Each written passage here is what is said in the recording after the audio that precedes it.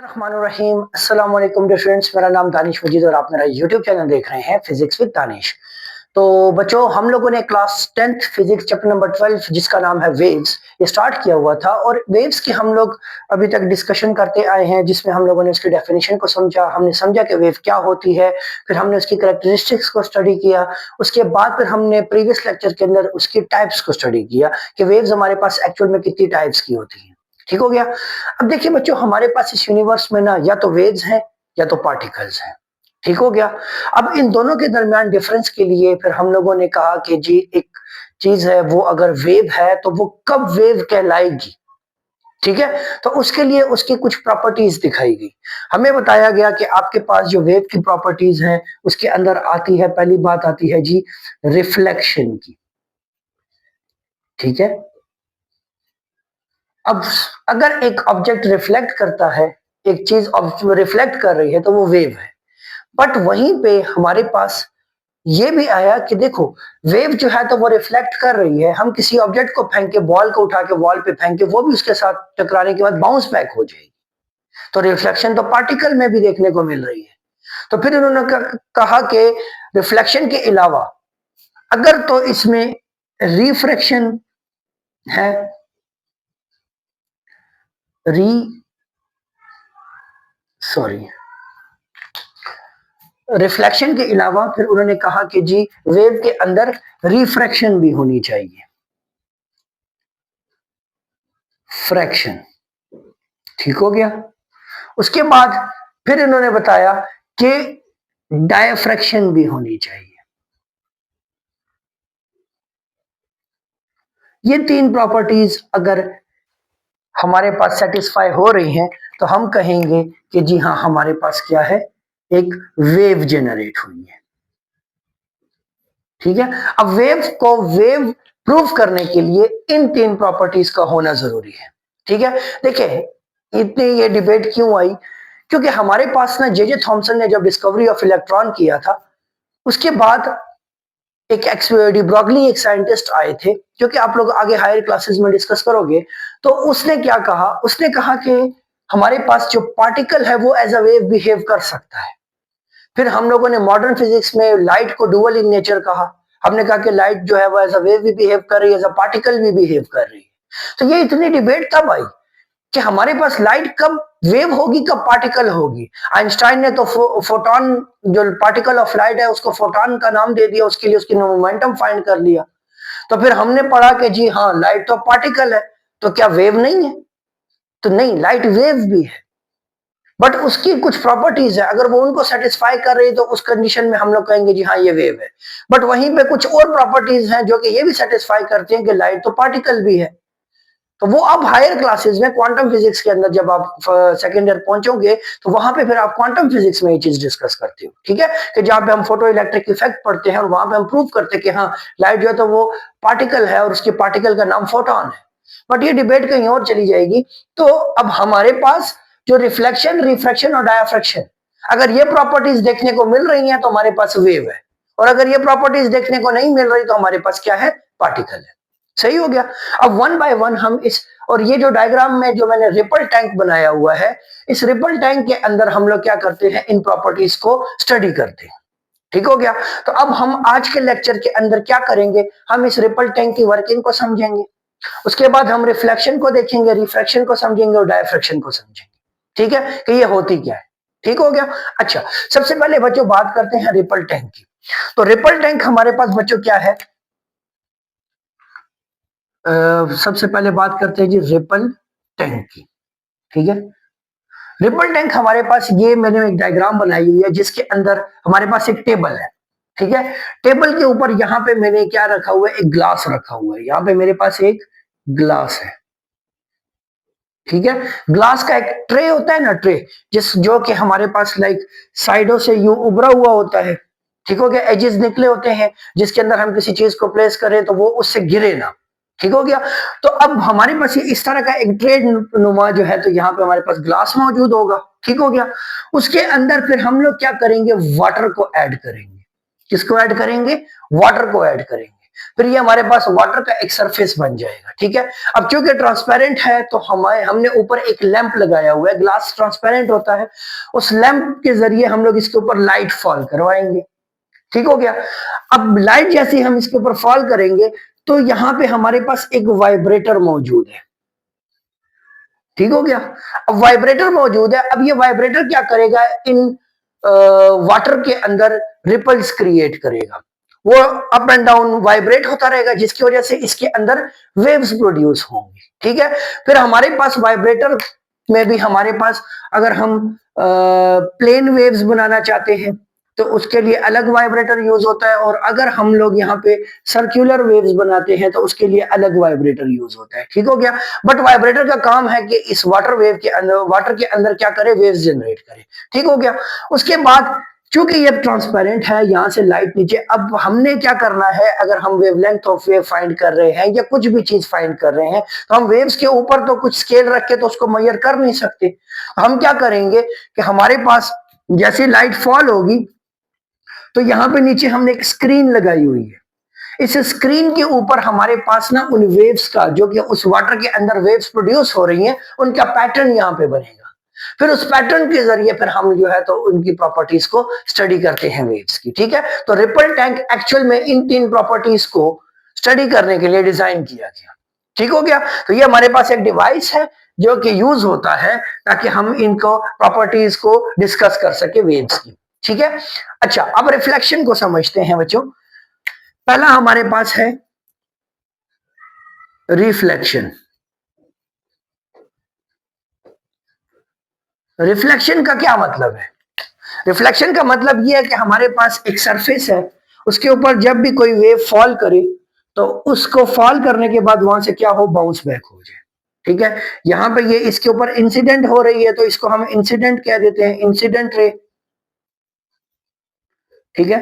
Let suppose मेरे पास ये एक लाइट रे, ठीक है, लाइट की एक रे है, मैंने इसको फॉल किया आगे एक सरफेस के ऊपर, तो इसको मैंने नाम दिया इंसिडेंट रे का। अब ये पॉइंट ऑफ इंसिडेंट है जहां पे ये लाइट फॉल कर रही है, ठीक है। वहां से ये क्या हो गई, रिफ्लेक्ट हो गई, तो इसको हम कहेंगे रिफ्लेक्टेड रे, रिफ्लेक्टेड रे, ठीक है। तो अब ये उधर टकराने के बाद क्या हो गई, इसने डायरेक्शन चेंज कर दी, ठीक हो गया।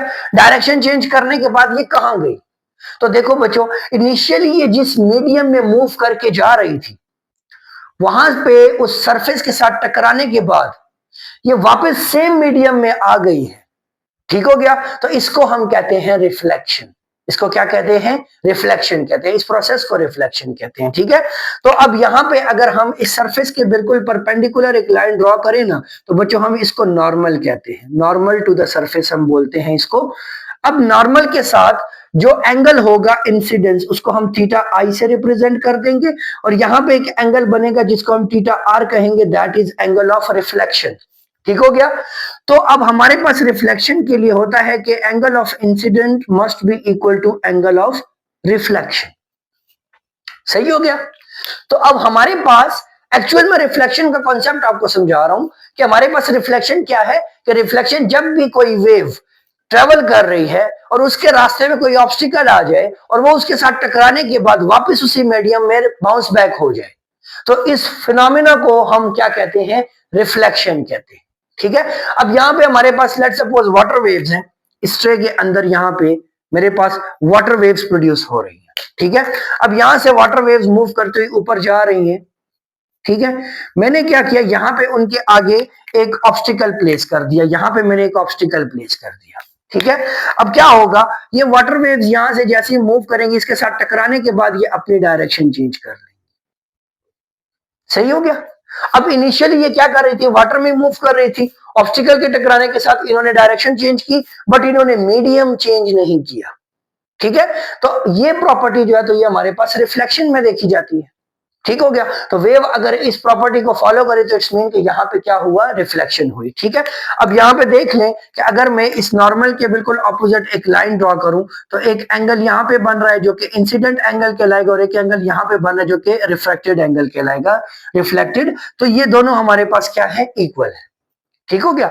तो जब भी हमारे पास क्या हो कि वाटर वेव्स मूव कर रही हैं और रिफ्लेक्ट होकर सेम मीडियम में रह रही हैं, तो हमारे पास ये फिनोमेना क्या कहलाएगा, ये रिफ्लेक्शन कहलाएगा। ठीक हो गया। अच्छा, ये तो मेरे पास बात हो गई रिफ्लेक्शन की। उसके बाद हम बात करते हैं रिफ्रैक्शन की, कि रिफ्रैक्शन के अंदर क्या कॉन्सेप्ट है। इसको भी मैं मिटा देता हूं यहां से। अच्छा, अब हम बात कर रहे हैं बच्चों किसकी, रिफ्रैक्शन की। सेकंड पॉइंट है जी हमारे पास री, या खुदाया क्या हो रहा है, अच्छा हाय हाय, अच्छा रिफ्रैक्शन। अब रिफ्रैक्शन के अंदर हमारे पास क्या कॉन्सेप्ट है। रिफ्रैक्शन के अंदर ऐसा होता है कि जब भी एक वेव मूव कर रही है और उसके वो अपना मीडियम चेंज करे, जब वो मीडियम चेंज करेगी तो उसके अंदर बेंडिंग देखने को मिलेगी। जैसे मैंने रिफ्लेक्शन के लिए अगर लाइट की एग्जांपल ली ना, तो लेट्स सपोज मैं आपको लाइट से ही एक्सप्लेन करता हूं कि मेरे पास ये वाटर का सरफेस, यहां से मेरे पास लाइट जो है तो वो लाइट रे इंसिडेंट कर रही है, इसको मैं कह दूंगा ये क्या है, मेरे पास इंसिडेंट रे है। ठीक है, इंसिडेंट रे है। अब ये जैसे ही क्या हुई यहाँ पे इंटर होगी, तो इसके अंदर हम इसकी डायरेक्शन में चेंज आएगा, इसमें बेंड देखने को मिलेगा। अब वो बेंड क्यों हुआ, क्योंकि लाइट ने अपना मीडियम चेंज किया। पहले ये एयर में थी, फिर ये वाटर में आ गई, तो इसने एक्चुअल में क्या किया, अपना मीडियम चेंज कर दिया। तो जब भी लाइट क्या करती है, मीडियम चेंज करती है, कोई भी वेव हो, जब वो मीडियम चेंज करेगी तो उसके अंदर कहीं ना कहीं पे हमें चेंज देखने को मिलेगा। ठीक हो गया।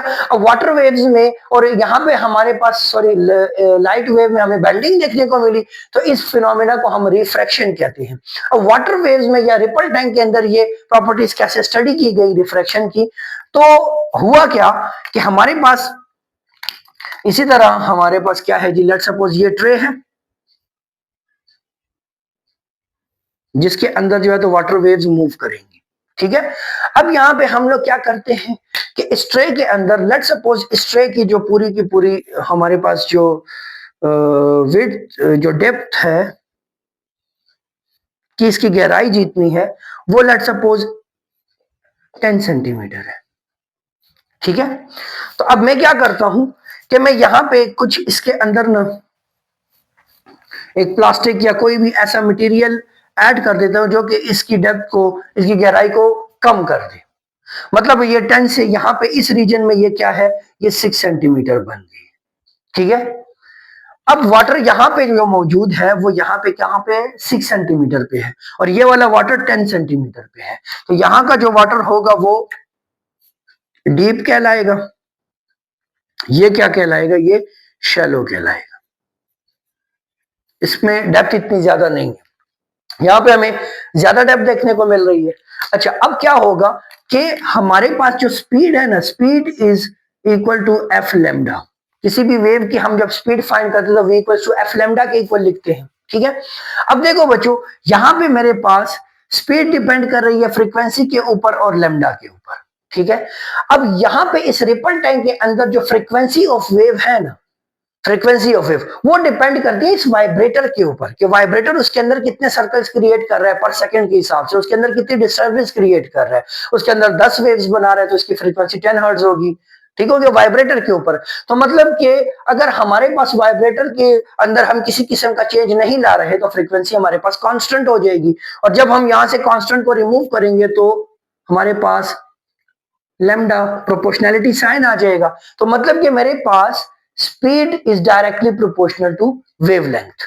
ठीक है, तो जब हमारे पास एक्चुअल में यहां पे रिफ्रैक्शन देखने को मिलेगी इस स्पीड के जरिए, मतलब कि मेरे पास वाटर की स्पीड में चेंज आएगा। ठीक हो गया। तो एक बात याद रखिए कि जब भी वाटर शैलो सरफेस से डीप सरफेस में इंटर होता है तो उसकी वेवलेंथ में इंक्रीज आता है, उसकी स्पीड में इंक्रीज आता है। सही हो गया। यहां पे ये जो हमारे पास शैलो रीजन है, यहां पे उसकी वेवलेंथ डिफरेंट है, कम है। जैसे ये यहां से नीचे गिरेगा, क्योंकि यहाँ पे हाइट डिफरेंट है, यहाँ पे हाइट डिफरेंट है, यहाँ पे 10 सेंटीमीटर है वो डीप है, यहाँ पे 6 सेंटीमीटर है ये थोड़ा डीप, कम डीप है। ठीक है, तो यहां से जब वाटर जो है तो मूव करके डीप रीजन में एंटर करेगा तो उसकी स्पीड में चेंज आएगा, तो स्पीड में चेंज आने की वजह से उसकी वेवलेंथ में डिफरेंस देखने को मिलेगा। तो यहाँ पे हमें कुछ वेव्स की वेवलेंथ डिफरेंट मिलेगी और यहाँ पे कुछ वेव्स की वेवलेंथ डिफरेंट मिलेगी। तो ये एक्चुअल में फिनोमेना हमारे पास रिप्रेजेंट करेगा किस चीज को, रिफ्रैक्शन ऑफ लाइट को, वाटर वेव्स को। ठीक हो गया। तो ये हमारे पास कॉन्सेप्ट है किसका, रिफ्रैक्शन का। ठीक है। इसके बाद हम इसकी थर्ड प्रॉपर्टी डायफ्रैक्शन की बात करते हैं। तो डायफ्रैक्शन हमारे पास क्या है वो समझते हैं। डायफ्रैक्शन, अच्छा जी। डायफ्रैक्शन में हमारे पास देखो बच्चों कि हमारे पास जो वेव्स होती है ना, वेव्स मूव करके आगे आ रही हैं और इनके रास्ते में मैं क्या कर देता हूं, एक ऑब्स्टिकल प्लेस कर देता हूं। ठीक है। जब हम यहाँ पे ऑब्स्टिकल प्लेस करेंगे तो अब ये वेव जब इस ऑब्स्टिकल में पास करेंगी तो इनके अंदर हमें बेंडिंग देखने को मिलेगी, ये इस तरह बेंड हो जाएंगी। तो ये जो बेंडिंग का जो फिनोमेना है इसको बच्चे हम लोग क्या कहते हैं, डायफ्रैक्शन कहते हैं, बेंडिंग ऑफ वेव। अब ये ऑब्स्टिकल से जब पास करेंगी ना तो देखो कि हमारे पास यहां पे जो वेव है वो ये वाला रीजन जो वेव का है ये सारा तो इस ऑब्स्टिकल की वजह से ब्लॉक हो जाएगा। बट यहां से जैसे ही ये वाटर आगे निकलेगा तो यहाँ पे अब ये क्या करना शुरू हो जाएगा, ये बेंड होना शुरू हो जाएगा और एक्सपेंड भी होगा। ठीक हो गया। तो अब यहाँ पे हमें बेंडिंग ऑफ वाटर वेव्स देखने को मिल रही है, तो इस बेंडिंग को हम लोग एक्चुअल में क्या कहते हैं, डायफ्रैक्शन कहते हैं। और ये बेंडिंग सिर्फ वाटर वेव्स में ही नहीं देखने को मिलती, लाइट वेव्स में भी जो है तो ये चीज देखने को मिलती है। क्योंकि आप हायर क्लासेस में जब जाओगे तो वहां पे आप लोग इससे रिलेटेड लाइट वे की जो डायफ्रैक्शन ऑफ लाइट है इसके रिलेटेड एक एक्सपेरिमेंट है वो आप स्टडी करोगे और उस एक्सपेरिमेंट के जरिए एक्चुअल में वेव नेचर ऑफ लाइट को जो है तो वो प्रूव किया गया था। मतलब इनिशियली हमारे पास न्यूटन ने जो है ना तो ये बात की थी कि पार्टिकल जो है, लाइट जो है तो एक पार्टिकल नेचर रखती है। ठीक है। बट फिर यंग डबल स्लिट एक्सपेरिमेंट के नाम से एक एक्सपेरिमेंट परफॉर्म किया गया था और उस एक्सपेरिमेंट के अंदर ये चीज प्रूव की गई थी कि लाइट जो है तो वो पार्टिकल नहीं है, वो वेव है। और उसमें एक्चुअल में लाइट के डायफ्रैक्शन को यूज किया गया था। ये आप हायर क्लासेस में जब पहुंचोगे तो तब वहां पे आप डिस्कस करोगे। अब यहाँ पे ये जो डायफ्रैक्शन है इसके लिए कुछ रूल्स है। डायफ्रैक्शन के रूल्स ये हैं कि ये जो मेरे पास ये जो स्लिट मैंने रखा हुआ है ना, ये स्लिट के दरमियान जो गैपिंग है, जो ये मेरे पास जो मैंने ऑब्स्टिकल रखा हुआ है, इस ऑब्स्टिकल के दरमियान ये जो गैप है ये वेव की जो वेवलेंथ है, वेवलेंथ ऑफ वेव, ये या तो उससे के इक्वल होनी चाहिए या फिर उससे स्मॉलर होनी चाहिए, स्मॉल होनी चाहिए। इनके दरमियान ये जो गैप है या तो ये वेवलेंथ से कम हो या उसके एग्जैक्टली इक्वल हो, तब जो है तो आपको ये डायफ्रैक्शन देखने को मिलेगी। अगर आप इस गैप को बढ़ाते जाओगे तो आपके पास ये diffraction, bending of light water जो है तो वो कम हो जाएगा। ठीक है। तो इसके लिए शर्त है कि आपके पास ये जो वेव की जो वेवलेंथ है और ये जो डिस्टेंस बिटवीन दी ऑब्स्टिकल्स है ये वेवलेंथ के इक्वल हो या उससे कम हो, तब आपको ये डायफ्रैक्शन की बैंडिंग देखने को मिलेगी। अदरवाइज लाइट जो है तो फिर डायफ्रैक्ट नहीं होगी। ठीक हो गया। या लाइट हो गई या वाटर वेव्स हो गई या कोई भी वेव हो गई तो वो फिर डायफ्रैक्ट नहीं होगी। तो बच्चों ये हमारे पास कॉन्सेप्ट था रिफ्लेक्शन, रिफ्रैक्शन एंड डायफ्रैक्शन का। कोई भी क्वेश्चन हो, कोई भी क्यूरी हो तो आपने मुझे कमेंट करके जरूर बताना है। बच्चों अगर आप इस चैनल पर न्यू है तो चैनल को सब्सक्राइब कीजिएगा, वीडियो को लाइक शेयर जरूर कीजिएगा। नेक्स्ट वीडियो तक अपना ख्याल रखिएगा, तब तक के लिए अल्लाह हाफिज।